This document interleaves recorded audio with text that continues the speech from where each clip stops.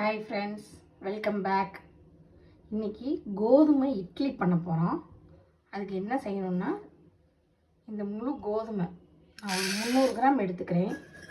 இது நல்லா கழுவி காய வச்சு புடச்சி வச்சுருக்க கோதுமை.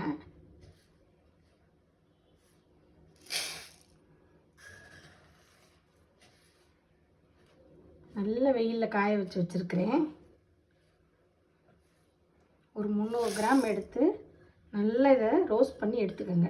நல்லா சிம்லேயே வச்சு நல்லா வறுத்து எடுத்துக்கணும். இப்போ பார்த்தீங்கன்னா, இந்த வறுத்த கோதுமையை 300 கிராமை தண்ணியில் ஊற வச்சுருக்கிறேன். அதோட ஒரு 100 கிராம் இட்லி அரிசி போட்டிருக்கிறேன். இது ஒரு 8 ஹவர்ஸாவது ஊறணும். நல்லா ஊறணும். கோதுமை ஊற ரொம்ப நேரம் ஆகும். நல்லா ஊற வச்சுருங்க. மாவு ஆட்டிடுங்க. இதில் கிரைண்டர்லேயோ மிக்சிலேயோ இதை போட்டு மாவு ஆட்டிடுங்க. இதுக்கு 150 கிராம் உளுந்தம்பருப்பு ஊற வச்சுருக்கிறேன்.